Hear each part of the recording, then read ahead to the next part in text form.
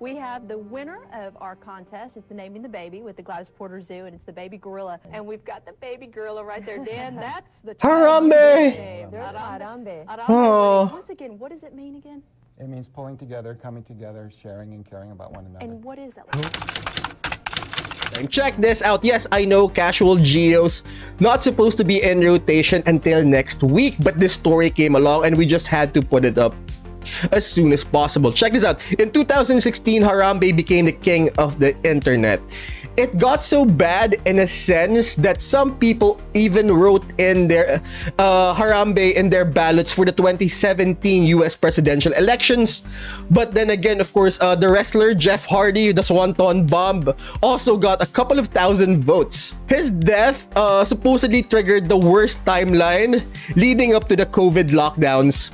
And apart from the memes and the thinly veiled racism, apparently there's more to the story, and that's why we're here to check it out. If you don't know who Harambe is, well, you're about to learn.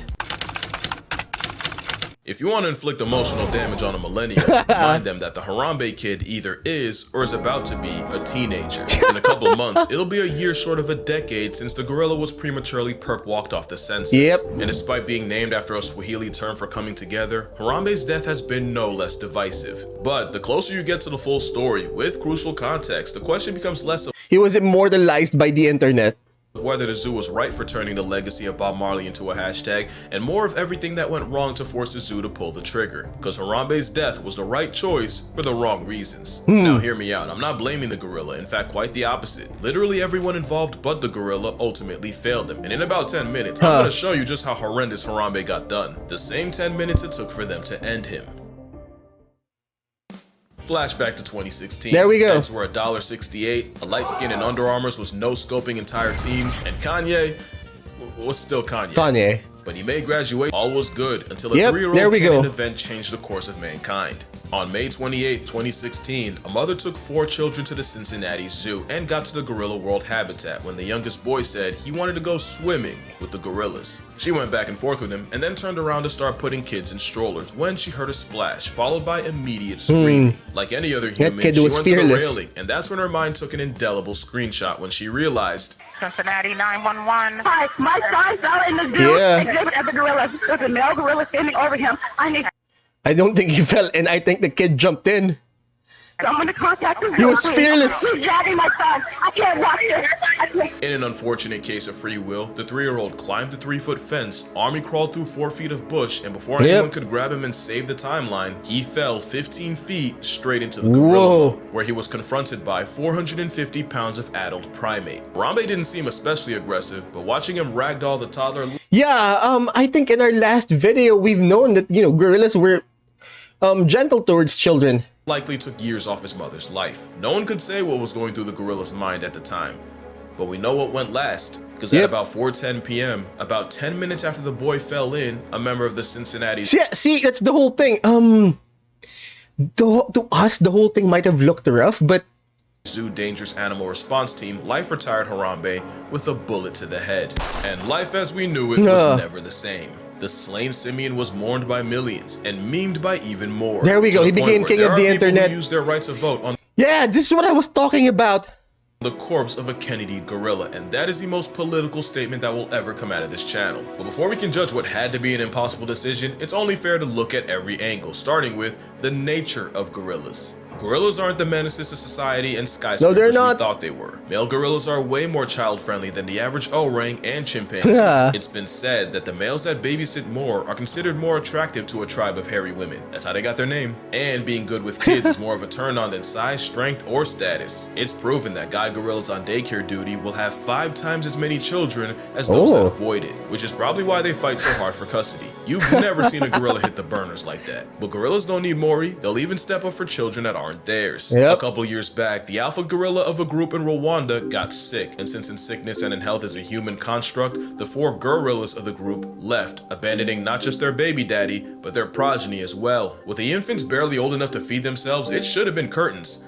But this story had a plot twist. The sick male had a brother, Kubaha, and Unc Kubaha. stepped up and looked after them. They'd sleep in his nest, treat him like a literal jungle gym, and he single-handedly kept the next generation up. And Kubaha wasn't an anomaly. So they're In 53 responsible years fathers. of gorilla research, it's proven that orphan mountain gorillas that lose their mothers early on don't have a greater risk of becoming a statistic because the males will often step in. Yep. Not only did a different study show the exact opposite happens to baby chimps, monkeys, and baboons that get the Bambi treatment. Even if they do survive, they inherit zero social rank and virtually no chance at having children. It's the same story for animals like elephants, orcas, and hyenas. Being motherless is social cyanide. But not gorillas. Having one mom short of a full house, oof, has zero effect on their social status, and it's believed that since mama gorillas often dip out before their babies mature, the males have evolved to cushion the blow. Plus, with chimpanzees murking They've monkeys, evolved bush to it. babies, that's a bush baby, and even doikers Cool. for food, and even the good vibes tree hippie known to turn lorises into lunch meat, gorillas pretty much being knuckle-walking lawnmowers probably doesn't hurt Harambe's case. Gorillas go out of their way to avoid Lawnmowers. conflict, and you really won't see them beating on something weaker than they are unless they did something to deserve it. Ooh. But there's always a but. The rules But? of nature often change when you're talking about captivity. A wild orca has apparently never depulsed a person, but those confined to a glorified fishbowl have a body count. Yep. Pandas normally mate, date, and procreate no less than the average black bear, but those in captivity often get less play than Helen Keller's Spotify. In captivity, mother gorillas will often reject their own babies, and it happens a lot more than you would think, so maybe the parental instinct So their natures literally change in captivity. doesn't apply as much to a gorilla behind the glass. Yeah, no, because if I had a nickel for every time someone's son ended up in a gorilla enclosure, I'd already have 2 nickels by the time player number 3 decided to keep the tradition alive and airdrop himself to the gorilla grotto. On August 16th, 1996, another 3-year-old fell nearly 24 my feet into God. the Brookfield Zoo gorilla exhibit. So it's in a scene thing. you've definitely seen Children jumping into zoo enclosures is a thing. before. 8-year-old Binti Draw climbed down to the boy, cradled him in her gorilla arms for nearly 60 feet, and gently placed him at the employee entrance where officials could get him. But what you might not know was that Binti was one of those gorillas rejected by her mother and was hand-raised by humans. Part of this raising meant her caretakers had to train her to be a mother once she became pregnant with the same baby riding shotgun while she rescued the boy. There we go. See, the way she held that kid looks rough to us humans, but she was honestly trying to help. Part of this training included handing off her baby to staff for checkups, so there was low-key an argument as to whether this was an actual gorilla guardian angel or just an animal doing what it had been trained. Well, almost It doesn't matter. She was doing the right thing. earlier in 1986, 5-year-old Levin Merritt followed the same script, falling into the gorilla pit and knocking himself is a all thing. the way out. Children And falling into 25-year-old zoo Yumbo enclosures stood is a thing. protectively over the boy, gatekeeping any other gorilla from him, and when the child regained consciousness and cried out, instead of matching his energy, the silverback calmly led his family to a small hut on the other side of the enclosure. But unlike Binti, Yumbo wasn't human-raised or trained in childcare. This was actual gorilla free will that looked after the injured kid. So now you might be confused, because if you were on the fence on the Harambe happening, hearing about their social psychology and the gorilla history lesson would have surely kicked you onto the Harambe side. Well, every gorilla is different, so let's talk about the story of Harambe. You know, before he became a hashtag. Harambe was born in the Gladys Porter Zoo in Brownsville, Texas, May 27th, 1999, meaning he had just turned 17 when he got sniped. Before Just the like Binti, hashtag. he was also rejected by his mother Kayla when he was only 3 weeks old. So zoo director Jerry Stone hand-raised Harambe, taking him home. The tiny gorilla was by all means his family. Jerry was actually the one to help Harambe's grandparents settle in after they arrived from Africa, and he was even there at Harambe's birth, cutting the umbilical cord. He changed diapers, got up at midnight to feed him. Nobody had put in more Harambe hours than Jerry. Jerry described him as a lovable troublemaker. He'd do things like throw water at female keepers and run away. He'd steal blankets just to give keepers an excuse to chase him. He'd even climb walls to get his keepers' attention just so he could fall backwards and make them catch him. By every account, Harambe meant well, but there was a point where Jerry stopped getting in the cage with him. Not because he was aggressive, but as he got bigger and stronger, there was a legitimate chance he could accidentally roughhouse Stone into eternal submission. But Jerry also noted that Harambe... So he may not, he's not simply aware of his size, like when cane corsos think they're a lapdog or something. Always looked after his siblings, fully embracing the big brother role. But on January 6th, 2002, before Harambe was even 3, Someone left chlorine cleaning tablets way too close to a space heater, causing a leak of toxic chlorine gas that suffocated the gorillas. Zookeepers immediately called EMTs, and by administering oxygen, they were able to revive 8 of the gorillas. But there were 3 that never woke up. Harambe's mother, brother, and sister. Yeah, Harambe got hoed by humanity long before Cincinnati. Speaking of which, almost 10 years later in 2014, Harambe was now 15 and time came for him to be relocated to hopefully start his own troop. Jerry actually pushed for Harambe to be sent to Cincinnati, that way he could contribute to their breeding program. And in September, the gorilla named after a Bob Marley song was transferred to the Cincinnati Zoo and Botanical Garden. And less than 2 years later, he would exist only as a statue. So there, now you have more background information than 90% of anyone who's so that's Harambe's life. Everything so far points against Harambe being a threat to the toddler. Yet there we experts go. like Jane Goodall, Jack Hanna, and primatologist Franz de Waal all seem to agree the zoo made the right choice. And I'm with them. Harambe had to die. But why?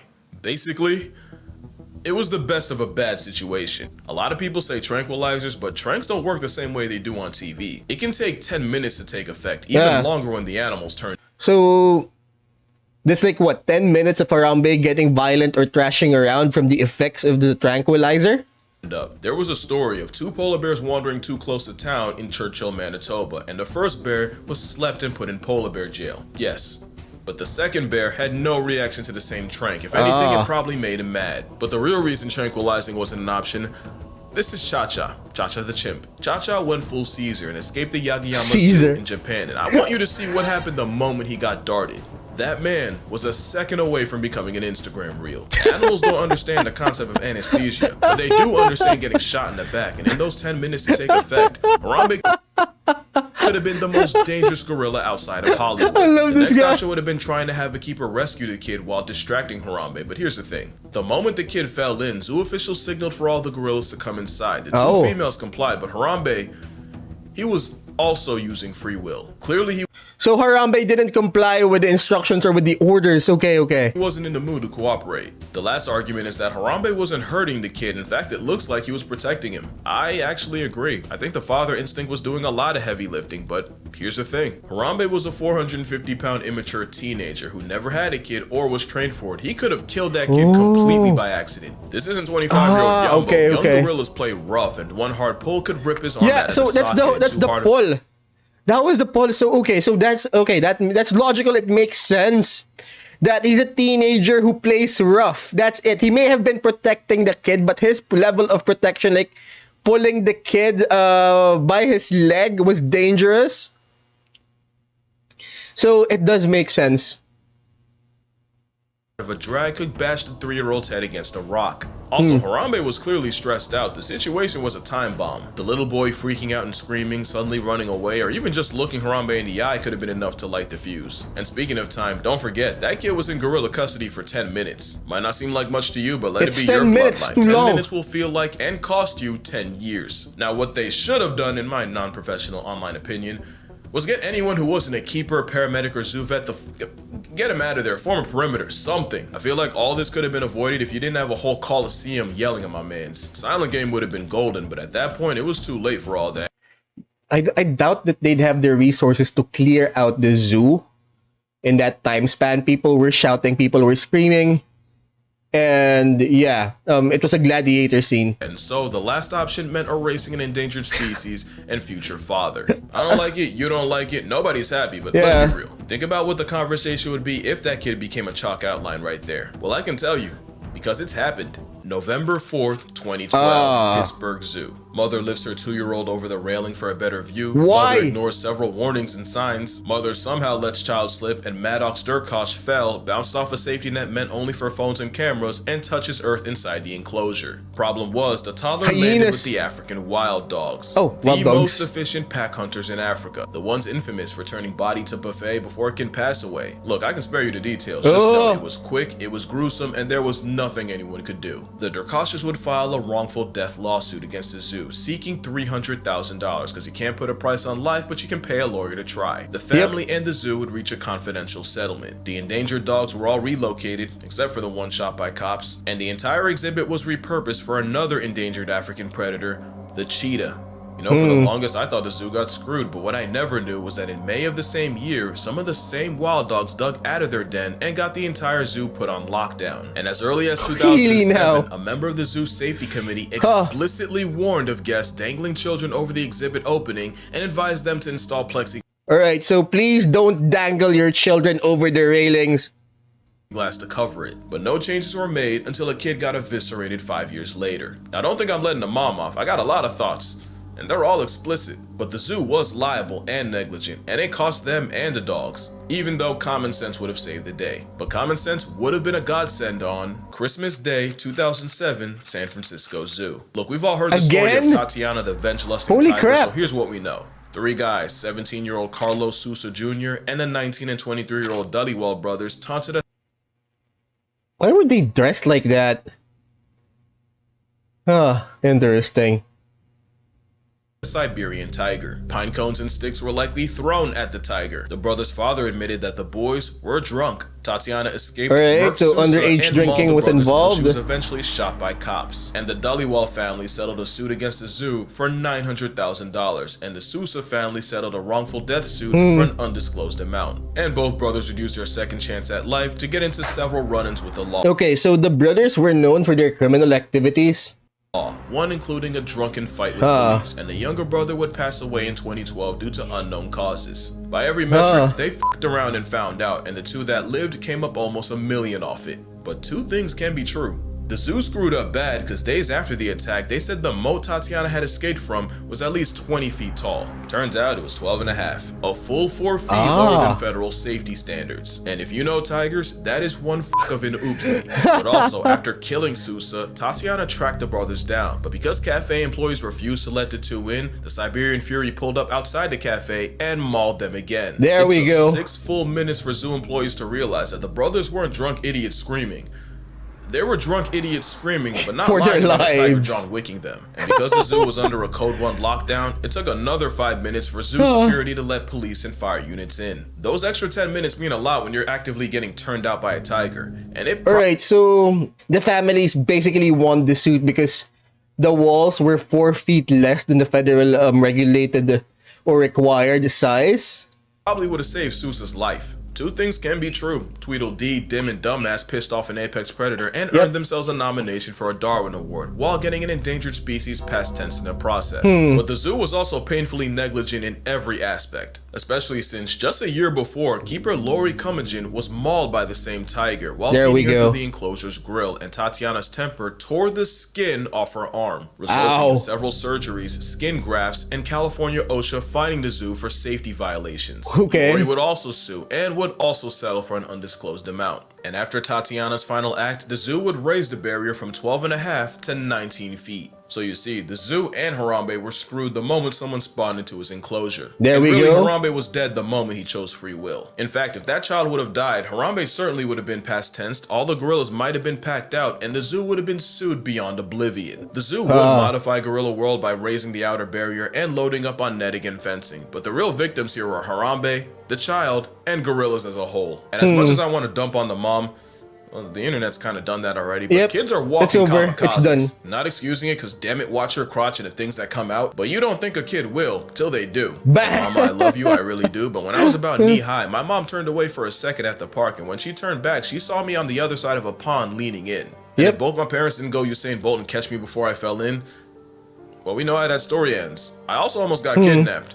And I only say that now because my mother never lets me forget it. But yeah, that's gonna do it. Drink water, hug your mother, hold your kids. They're stupid. Rest in primate Harambe, and I'ma see y'all in the next one. Bye! Thank you for watching, guys. Now, if you want me to check out other stories here on YouTube, please let me know in the comments. We upload every Monday, Wednesday, and Friday at 12 p.m. Eastern Standard. Please like, share, subscribe, do the whole notification button thing to help me out with the algo. And don't forget to check out our Twitch channel where you can catch me do this live. Now, class dismissed.